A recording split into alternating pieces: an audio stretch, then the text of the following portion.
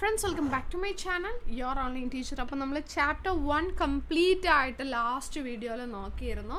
അതിൻ്റെ link ഡിസ്ക്രിപ്ഷനിലുണ്ട്, check ചെയ്യുക. നമ്മൾ മെഗാ റിവിഷൻ നടത്തിക്കൊണ്ടിരിക്കുകയാണ്. ദെൻ ചാപ്റ്റർ 2ൻ്റെ റിവിഷനാണ് നമ്മൾ ഇന്ന് നോക്കാൻ വേണ്ടിയിട്ട് പോകുന്നത്. അപ്പോൾ ചാപ്റ്റർ 1ൻ്റെ വെയിറ്റേജ് എന്ന് പറയുന്നത് 8 മാർക്കായിരുന്നു. ചാപ്റ്റർ 2ൻ്റെ വെയിറ്റേജ് 13 മാർക്കാണ്. 13 മാർക്ക് നമുക്ക് ഈ പാഠത്തിൽ നിന്ന് നേടണം. ഇതിൽ 13 മാർക്ക് നമുക്ക് തന്നെ കിട്ടണം, വേറെ എങ്ങും അത് പോകരുത്. അപ്പോൾ അത് നമുക്ക് നോക്കാം. അപ്പോൾ അത് നമുക്ക് ഈ ഒരു വീഡിയോ ഒത്തിരി ലെങ്തി ആവാണെന്നുണ്ടെങ്കിൽ നമുക്കത് 2 പാർട്ടായിട്ട് ചെയ്യാം കേട്ടോ. Okay, so admission of A partner. So ഇതിൽ 1 വേർഡ് ക്വസ്റ്റ്യൻസ്, തിയറി, പ്രോബ്ലം എല്ലാം ഇൻക്ലൂഡഡ് ആണ്. അപ്പോൾ വീഡിയോ കാണുന്നതിന് മുന്നേ ഇപ്പം തന്നെ എന്ത് ചെയ്യുക, വീഡിയോ ഒന്ന് ലൈക്ക് ചെയ്യുക കേട്ടോ. ലൈക്ക് ചെയ്തോ. ഓക്കെ, നോക്കാം. Which among the following is not a mode of reconstitution of a partnership firm? Reconstitution of a partnership firm അല്ലാത്തത് ഇതിലേതാണ്? റിട്ടയർമെന്റ് റീകോൺസ്റ്റിറ്റ്യൂഷൻ ആണ്, ഡെത്ത് റീകോൺസ്റ്റിറ്റ്യൂഷൻ ആണ്, change in profit sharing ratio reconstitution ആണ്, dissolution of a firm reconstitution അല്ല. Okay, ഇനി the value of goodwill appearing in the books at the time of admission of a partner. ഒരു പാർട്ട്ണറെ admit ചെയ്യുന്ന സമയത്ത് ബുക്കിലുള്ള goodwill is adjusted to capitals accounts of ആർക്കാണ് കിട്ടുന്നത് എന്നാണ് ചോദിച്ചിരിക്കുന്നത്. ഓക്കെ, പുതിയ പാർട്ട്ണറെ അഡ്മിറ്റ് ചെയ്യുമ്പോൾ ബുക്കിലുള്ള ഗുഡ്വിൽ ആർക്ക് കിട്ടും? ബുക്കിലുള്ള ഗുഡ്വില് ഓൾഡ് പാർട്ട്നേഴ്സിന് അവരുടെ ഓൾഡ് റേഷ്യോയിലാണ് കേട്ടോ. Then the ratio in which a new partner acquires his share from existing partner. existing partnersൽ നിന്ന് പുതിയ പാർട്ട്ണർക്ക് ഷെയർ കിട്ടുന്നത് ഏത് റേഷ്യോയിലാണ്? അത് കിട്ടുന്നത് സാക്രിഫൈസിങ് റേഷ്യോയിലാണ്. Then L and M are partners with a ratio of 2:1. They admit N as a partner for 1/4 share of profit. Sacrificing ratio എത്രയായിരിക്കും? സാക്രിഫൈസ് നമുക്ക് കാണണം എന്നുണ്ടെങ്കിൽ സാക്രിഫൈസ് കാണാൻ വേണ്ടിയിട്ട് ഓൾഡ് മൈനസ് ന്യൂ ചെയ്താലാണ് നമുക്ക് സാക്രിഫൈസ് കിട്ടുള്ളൂ. അപ്പോൾ ഇവിടെ നമുക്ക് ന്യൂ റേഷ്യോ കാണണം. ന്യൂ റേഷ്യോ തന്നിട്ടില്ല, അപ്പം ന്യൂ റേഷ്യോ കാണും. അപ്പോൾ പുതിയ പാർട്ട്ണർക്ക് 1/4 കൊടുത്തു. അപ്പോൾ 1ൽ നിന്ന് 1/4 കുറയ്ക്കുമ്പോൾ ബാക്കി 3/4 അല്ലേ ഉള്ളത്?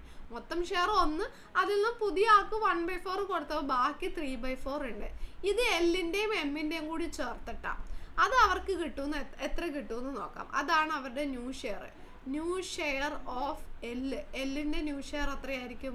3/4 ഇൻറ്റു ഈ 2 പാർട്ട്, 2/3 പാർട്ട്, 2/3 ഈക്വൽ 6/12 ആണ് ന്യൂ ഷെയർ ആരുടെ വരുന്നത്? എല്ലിൻ്റെ വരുന്നത്. അതുപോലെ തന്നെ എമ്മിൻ്റെയും കാണാം. എമ്മിൻ്റെയും ഈ 3/4 എത്ര പാർട്ടാണ്? 1 പാർട്ട്, 1/3 പാർട്ട്, അതായത് 3/12 ആണ്. അപ്പം നോക്കിയേ, 6/12 എല്ലിൻ്റെ, 3/12 എമ്മിൻ്റെ, ദെൻ പുതിയ ആൾക്ക് 1/4 കിട്ടിയില്ലേ? സോ 1/4.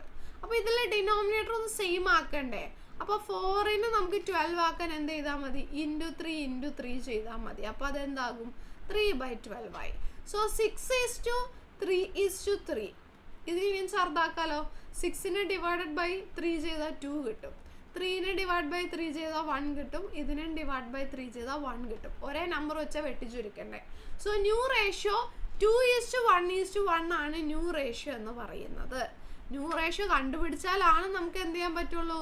സാക്രിഫൈസിങ് റേഷ്യോ കണ്ടുപിടിക്കാൻ പറ്റുള്ളൂ. അപ്പോൾ അതിന് വേണ്ടിയിട്ടാണ് നമ്മളിവിടെ ന്യൂ റേഷ്യോ കണ്ടുപിടിച്ചത്. ഇനി നമ്മൾ എന്ത് ചെയ്യാൻ പോവാണ്? സാക്രിഫൈസിങ് റേഷ്യോ കാണാൻ വേണ്ടിയിട്ട് പോകാണ്. ഓരോരുത്തരുടെ സാക്രിഫൈസ് കാണാം. ആദ്യം എൽ സാക്രിഫൈസ്. എല്ലിന് എത്ര സാക്രിഫൈസ് ഉണ്ട്? എങ്ങനെ കാണും? എല്ലിൻ്റെ ഓൾഡിൽ നിന്ന് ന്യൂ കുറയ്ക്കുക. ഓൾഡ് എത്രയാ? 2/3. അതിൽ നിന്ന് ന്യൂ കുറയ്ക്കുക. ന്യൂ എത്രയാ? 2/4 ആണ്. 2/4 കുറയ്ക്കുക. അതേപോലത്തെ എമ്മിൻ്റെ സാക്രിഫൈസ് കാണണം. എമ്മിൻ്റെ കാണാൻ വേണ്ടിയിട്ട് എമ്മിൻ്റെ ഓൾഡ് എത്രയാ? 1/3. അതിൽ നിന്ന് ന്യൂ എത്രയാ? 1/4 കുറയ്ക്കുക. അപ്പോൾ ഇവിടെ ഡിനോമിനേറ്റർ സെയിം അല്ല. സെയിം ആക്കാൻ 3നെ 4 ആക്കാനും പറ്റില്ല, 4നെ 3 ആക്കാനും പറ്റില്ല. അപ്പോൾ എന്ത് ചെയ്യുക? ക്രോസ് മൾട്ടിപ്ലൈ ചെയ്യുക. ഈ 4 എടുത്ത് ഇവിടെ മൾട്ടിപ്ലൈ ചെയ്യാം. ഓക്കെ, അതേപോലെ ഈ 3 എടുത്ത് ഇവിടെ മൾട്ടിപ്ലൈ ചെയ്യാം. അതുപോലെ തന്നെ ഇവിടെ ഈ 4നെ ഇവിടെ മൾട്ടിപ്ലൈ ചെയ്യുക.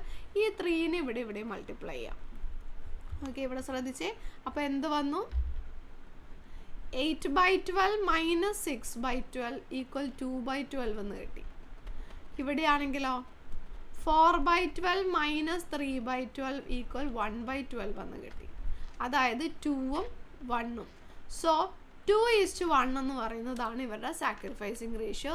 2:1 സാക്രിഫൈസിങ് റേഷ്യോ നമുക്ക് കിട്ടിയിട്ടുണ്ട്.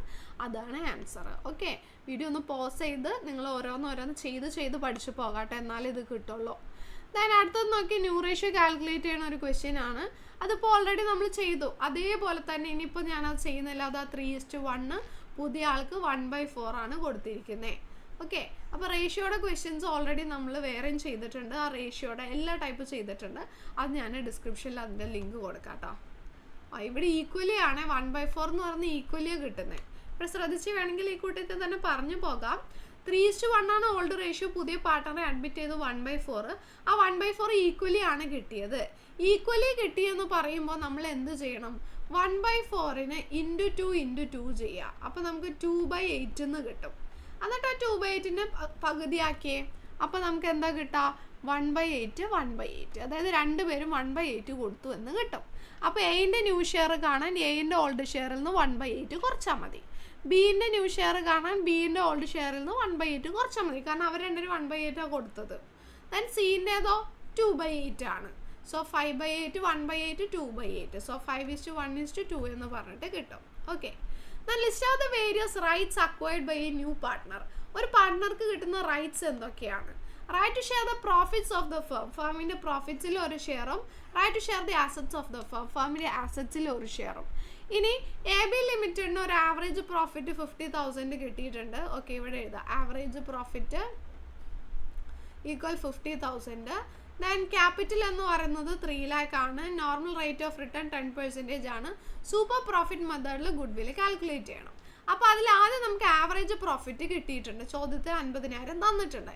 ഇനി നോർമൽ പ്രോഫിറ്റ് കാണും. നോർമൽ പ്രോഫിറ്റ് കാണാൻ എന്താ? ഈ തന്നിട്ടുള്ള ക്യാപിറ്റലിനെ ഈ റേറ്റ് ഓഫ് ഇൻട്രസ്റ്റ് വെച്ച് മൾട്ടിപ്ലൈ ചെയ്താൽ മതി. അതായത് 3 lakh × 10/100 ചെയ്യുമ്പോൾ നമുക്ക് എത്ര കിട്ടും? 30,000 കിട്ടും. ആവറേജ് പ്രോഫിറ്റും നോർമൽ പ്രോഫിറ്റും കിട്ടിക്കഴിഞ്ഞാൽ നമ്മൾ സൂപ്പർ പ്രോഫിറ്റ് കാണണം. സൂപ്പർ പ്രോഫിറ്റ് കാണാൻ എന്ത് ചെയ്താൽ മതി? ആവറേജ് പ്രോഫിറ്റും നോർമൽ പ്രോഫിറ്റും കുറച്ചാൽ മതി.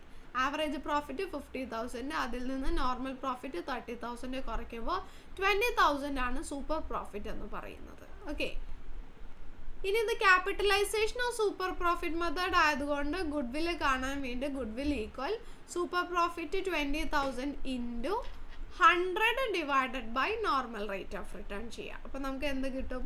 2 lakh കിട്ടും. സോ 2 lakh എന്ന് പറയുന്നതാണ് നമ്മുടെ ഗുഡ് വില്ല് എന്ന് പറയുന്നത്. ഓക്കെ, ക്ലിയർ ആണെന്ന് വിചാരിക്കണം.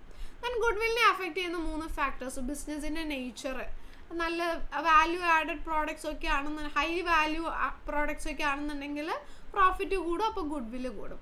സെൻട്രൽ ലൊക്കേഷൻ ആണെന്നുണ്ടെങ്കിൽ പ്രോഫിറ്റ് കൂടും, ഗുഡ് വില്ല് കൂടും.